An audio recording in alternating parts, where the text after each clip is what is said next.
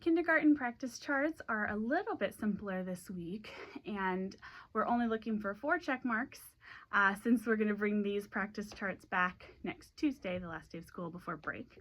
And our main focus is to prepare for our little performance in morning assembly next Tuesday, the 23rd.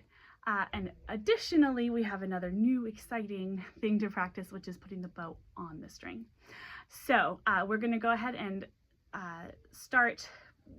The first thing on the practice chart is a reminder to tighten the bow and rosin it.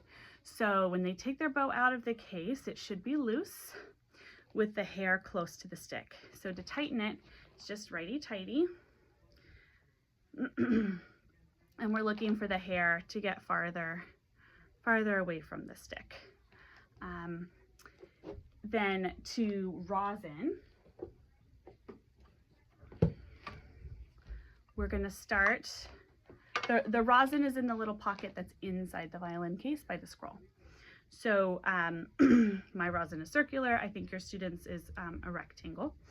And they're going to start at the frog and do little scrubs from the frog to the tip, and then do 3 long strokes. 1, 2, 3, like so. All right, and then we're going to go ahead and start with our pencils. So just practicing our bow hold bunny like normal. So shake, shake, shake, shake, flop. Slide your thumb under the middle 2 fingers. Wake up, bunny. Nibble, nibble, nibble, nibble, chomp. And then we have our curved ear and our floppy ear. Okay, and then we're checking for that mousy hole here, a nice round space in there with the bent thumb, and we're checking for squashy knuckles. All right, so we're going to do that 3 times, and then we're going to make the bow hold bunny on the bow. So we're holding the bow by the stick in the left hand, the violin hand, and we're going to make the bow hold bunny with the bow hand. Shake, shake, shake, shake, flop. Slide the thumb under the middle 2 fingers. Wake up, bunny. Nibble, nibble, nibble, nibble, chomp. So the place that the thumb goes is here on the stick between the frog and the thumb leather. I did put some little blue markers down here, and they're supposed to be on either side of this little notch where the thumb goes, but on some of the students' violins, they're just not staying put. Sometimes they're falling into that notch. So just check for that and move them out of the way if they need to be moved. All right, so the thumb goes here. We wrap our fingers around just like normal. We've got our curved ear and our floppy ear, a bent thumb. We can check for that mousy hole, and we can check for squashy knuckles. And then we're gonna do up like a rocket. Most of the students do need to keep both hands on the bow. The bow is heavier than the pencil, and if they're not used to the weight of that, then they might be tensing their hand. Knuckles might be locking or buckling. So we just want to support the weight with the left hand so that the bow hold can stay formed correctly. So up like a rocket, down like the rain, back and forth like a subway train, round and round like a great big sun. Land on your hand, curve your pinky, bend your thumb.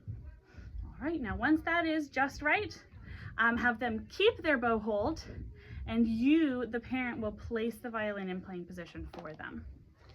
So they are focusing on their bow hold, and you are placing their violin in playing position for them. So then they can set their bow on the E string, and I have put 2 markers on their bows, a green and a red. And again, just like the blue ones, they're not really staying put very well. I'm planning to replace them with tape next week. But for now, just know that the markers should be dividing the bow into approximate thirds. So we have the bottom third, the middle third, and the top third, and the students should be playing in the middle third of the bow. So they want to start at green and go to red. So at this point, they can play whatever they would like to play. They can play on different strings. Some of them like to play on 2 strings at once, and so on. So they can play whatever they would like. The focus this week is just on keeping that good bow hold as they are moving the bow down and up on the string. So then we're going to move into practicing for our performance. So we're going to sing Hot Cross Buns. Hot cross buns, hot cross buns, 1 a penny, 2 a penny, hot cross buns. Do, so, do, do, so, do, do, do, so, so, do, so, do, A, E, A, A, E, A, A, A, E, E, A, E, A. Okay, and then they're going to go ahead and go from rest position to playing position.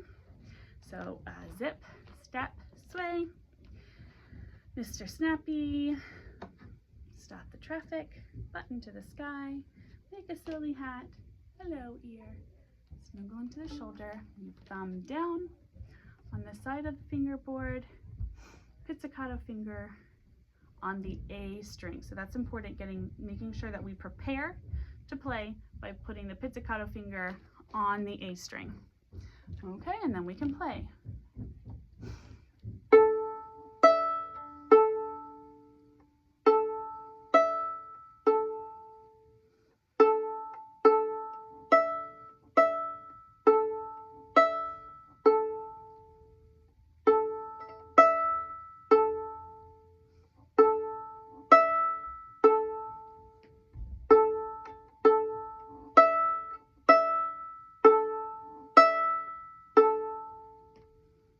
We go back to rest position.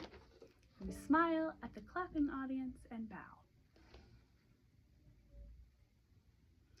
And the last item on their practice chart is to make sure that they wipe and loosen the bow when they put it away. So to wipe, I just take the cloth and I put it between the stick and the hair.